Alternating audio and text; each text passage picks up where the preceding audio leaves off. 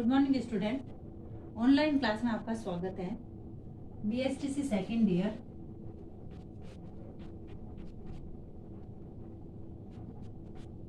सामाजिक विज्ञान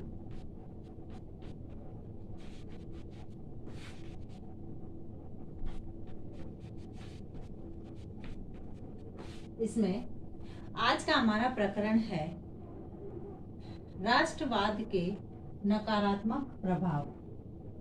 प्रकरण राष्ट्रवाद।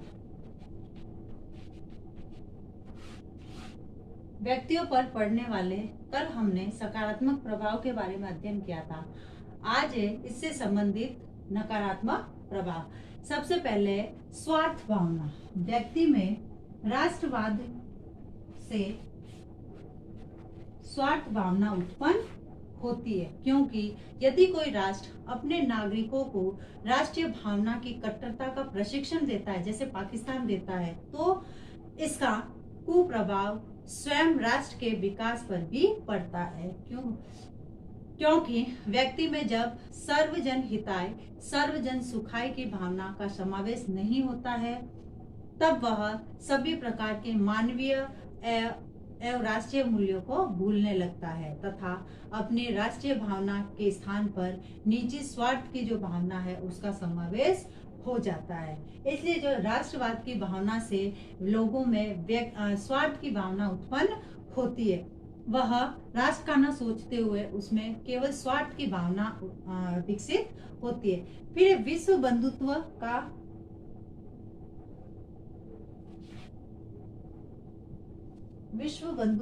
विरोध। विश्व बंधुत्व का विरोध।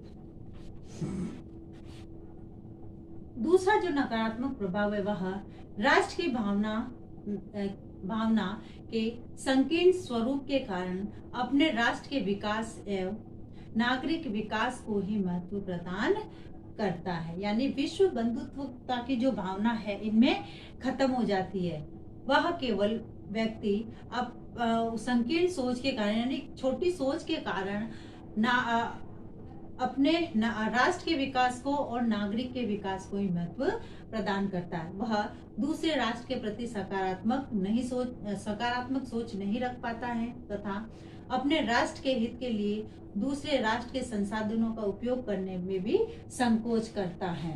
यानी दूसरे राष्ट्र में बने हुए जो संसाधन है उनको भी उपयोग करने में संकोच करता है, जिससे कि विश्व बंधुत्व की भावना समाप्त हो जाती है, क्योंकि विश्व में सर्वजन हिताय सर्वजन सुखाय की भावना छिपी होती है। इसीलिए जो राष्ट्रवाद से विश्व बंधुत्व की भावना का विरोध होता है। फिर है संकीर्ण सोच। व्यक्तियों में जो है संकीर्ण सोच के कारण, राष्ट्रवाद के कारण संकीर्ण सोच हो जाती है। वह केवल अपने और अपने राष्ट्र के बारे में ही सोचते हैं। यानी संकीर्ण विचारों की उत्पत्ति राष्ट्रवाद के संकीर्ण स्वरूप से होती है। इसमें प्रत्येक व्यक्ति की सोच यह होती है कि इस भावना के अनुसार व्यक्ति स्वहित एवं राष्ट्र हित के बारे में विचार करता है।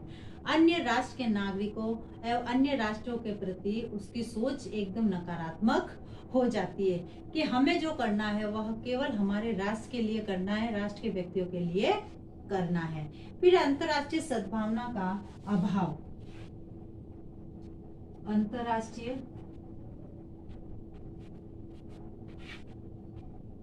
सद्भावना का अभाव। अब जो राष्ट्रवाद के जरिए जो है व्यक्तियों में जो अंतर्राष्ट्रीय सद्भावना होती है वह खत्म हो जाती है। इससे व्यक्ति दूसरे राष्ट्र के व्यक्ति के विकास में तब तक सहयोग नहीं कर पाता जब तक कि उसका स्वयं का कोई उसमें लाभ नहीं छिपा हुआ हो। इस प्रकार की स्थिति एक राष्ट्र दूसरे राष्ट्र के लिए उत्पन्न की जाती है। इस प्रकार यह स्पष्ट हो जाता है कि राष्ट्रीय भावना में संकीर्ण स्वरूप में अंतर्राष्ट्रीय सद्भावना का अभाव पाया जाता है। यानी राष्ट्रीय भावना में एक संकीर्ण सोच के कारण, एक छोटी सोच के कारण व्यक्तियों में अंतर्राष्ट्रीय सद्भावना का विकास की कमी पाई जाती है। फिर है विवादों का उद्भव।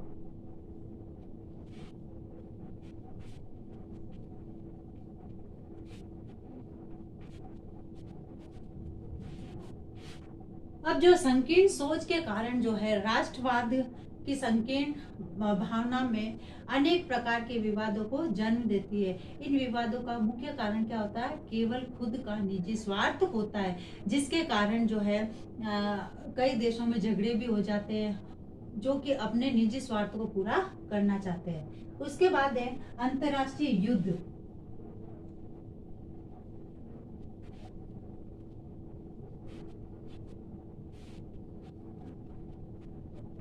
अंतर्राष्ट्रीय युद्ध अब जो है अनेक अवसरों पर विश्व युद्ध व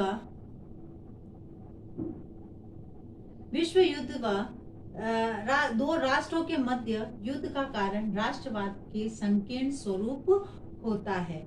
इसमें संकीर्ण स्वरूप के आधार पर ही विभिन्न राष्ट्रों के जो नागरिक हैं एक दूसरे की स्वतंत्रता एवं अधिकार का हनन करने की चेष्टा करते हैं और एक दूसरे की स्वतंत्रता और अधिकार को छीनने की कोशिश करते हैं। जैसे उदाहरण के तौर पर पाकिस्तान एवं चीन में होने वाले युद्ध में चीन एवं पाकिस्तान के व्यक्तियों की स्वार्थ भावना एवं संकीर्ण सोच छिपी हुई है। राष्ट्रीय भावना के कारण ही हो रहा है, क्योंकि ये सभी भारत की धरती को हड़पना चाहते हैं, तभी जो है युद्ध होते रहते हैं। आज भी जो है सीमा पर इस भारत की जमीन को हड़पने के कारण पाकिस्तान हो चाहे चीन हो, इनके मध्य युद्ध होते रहते हैं और कई जो सैनिक है वह मरते हैं इस कारण। फिर वैश्विक विकास का अभाव, यानी विश्व का जो विकास होना चाहिए वह नहीं हो पाता है। वैश्विक विकास का अभाव। अब जो राष्ट्रवाद के कारण, एक राष्ट्रवाद की संकीर्ण सोच के कारण जो है वैश्विक विकास नहीं हो पाता है। इसमें प्रत्येक राष्ट्र, उसके नागरिक अपने विकास हेतु कार्य करते हैं तथा एक दूसरे की सहायता करने में रुचि नहीं रखते हैं। इसमें वैश्विक विकास की संभावना पूर्णतः समाप्त हो जाती है, क्योंकि जब एक दूसरे का सहयोग नहीं करेंगे तो एक दूसरे के सहयोग के बिना हम आगे नहीं बढ़ सकते हैं। तो इसलिए जो है इनमें वैश्विक विकास की भावना का अभाव पाया जाता है। फिर है वैश्विक समाज का विरोध। वैश्विक समाज का विरोध। अब जो है राष्ट्रवादी भावना का संकीर्ण स्वरूप वैश्विक समाज का विरोध करता है, क्योंकि जहां कट्टर राष्ट्रवाद होता है वहां पर भी राष्ट्राध्यक्ष एक मंच पर नहीं बैठ पाते हैं तथा वह अपने संसार में ही रहना पसंद करते हैं।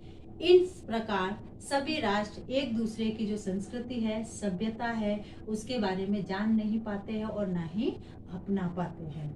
फिर है मानवीय दृष्टि का अभाव। राष्ट्रवाद के कारण मानवीय दृष्टि का अभाव पाया जाता है। मानवीय दृष्टि का अभाव। अब जो है राष्ट्रवाद की संकीर्ण दृष्टिकोण में मानवता का अभाव पाया जाता है, क्योंकि इसमें व्यक्ति अपने देश के नागरिकों के हित एवं कल्याण के बारे में विचार करता है, जबकि मानवता का दृष्टिकोण इस तथ्य को कहता है कि संपूर्ण विश्व एक मानव है। तभी तो वसुधैव कुटुंबकम, यानी संपूर्ण जो पृथ्वी है वह परिवार है। इसके लिए किसी प्रकार के भेदभाव की स्थिति नहीं होनी चाहिए। इस प्रकार दोनों प्रकार के विचारों में विरोधाभास की स्थिति उत्पन्न हो जाती है तथा यह माना जाता है कि वे सभी तथ्य जो संकीर्ण विचारधारा से संबंधित हो मानवता विरोधी होते हैं। यानी तो इस प्रकार से जो है राष्ट्रवाद की भावना से जो है व्यक्तियों पर कुछ नकारात्मक प्रभाव भी पड़ रहे हैं। अब है आज का आपका गृह कार्य।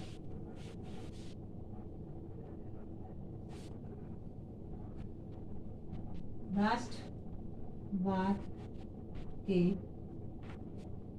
नकारात्मक प्रभावों का उल्लेख कीजिए। अब एक विशेष बात, जैसे कि हम सभी जानते हैं कि वर्तमान में जो समय चल रहा है वह कोरोना जैसी भयंकर महामारी का चल रहा है। अतः इससे बचाव हेतु हमें कुछ उपाय करने, हाथों को सैनिटाइज करना, मुंह पर मास्क लगाना, सोशल डिस्टेंस का ध्यान रखना, 2 गज दूरी, मास्क के जरूरी, बी स्टैंड बी स्ट्रॉन्ग। स्वस्थ रहे, सुरक्षित रहे। धन्यवाद।